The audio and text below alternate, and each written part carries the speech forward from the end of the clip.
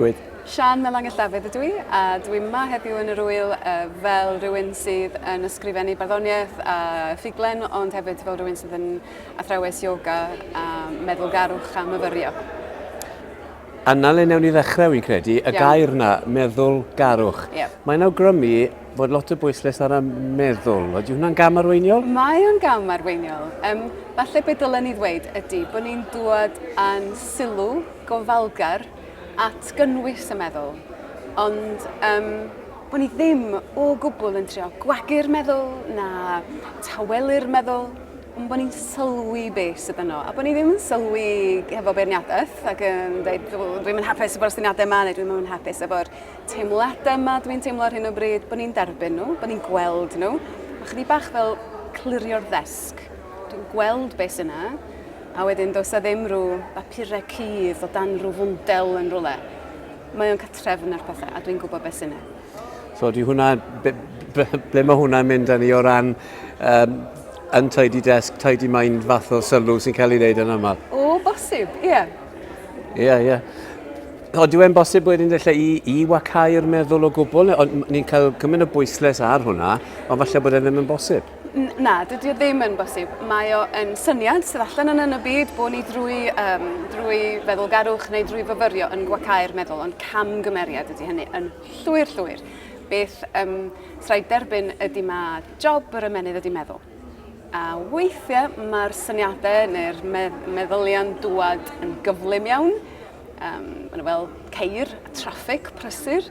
Dyn nhw ddim yn dieddol o ddod hefo'i gilydd mewn criw, ond os dyn ni'n gwybod beth sydd yna, os dyn ni'n ei gwylio nhw'n dod, mae o'n dieddol o wneud i ni drwy ymarfer, a dim ond drwy ymarfer yn y dyfodol, deimlo yn ysgafnach ac yn gliriach yn meddwl. Dyna lle mae'r dywediad yn gliriach ein meddwl yn dod ohono fo.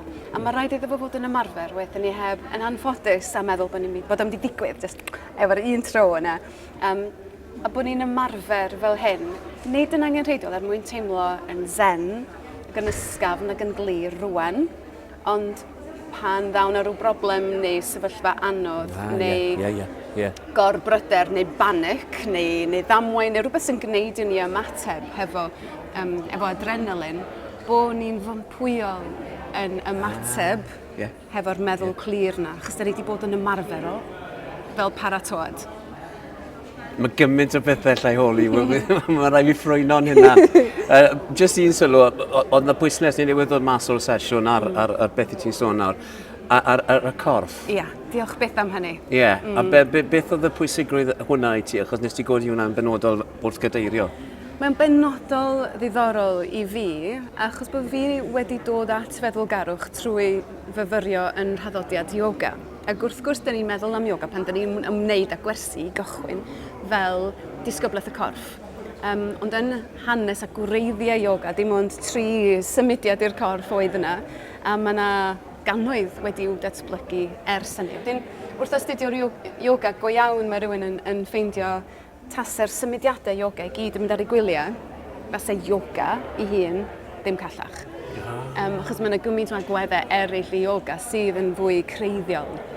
Wedyn darganfod meddwlgarwch a myfyrio drwy'r corff nes i. Ac beth sy'n digwydd mewn rhai ymarferion myfyrio a meddwlgarwch ydy bod rhywun yn bwysig iawn yn gollwng y sylw, fel petai o'r ymenydd sydd yn traddodiad ni mor bwysig, a fod ni'n gollwng y sylw o'r ymenydd i'r corff. Ac felly pan mae'r ymenydd mwynci, fel chi'n meddwl am mwynci o dyneidio o gangen i gangen mewn coeden yn chwareus ac yn bach o stres, bod wrth i hynny ddigwydd bod ni'n dod ar sylw lawr i'r corff.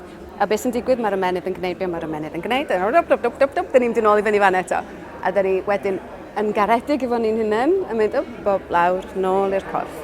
Ac yn defnyddio yr anadl fel un twlyn hawdd, falle, handi iawn i ddod â'n sylw ni nôl i'r corff. Mae'r corff yn rhywbeth sydd gyda ni, yn hanfodol i'n bodolaeth ni ac yn hanfodol i feddwlgarwch. Diddorol. Braniad le fan'na. Diolch o galon i ti. Diolch yn fawr.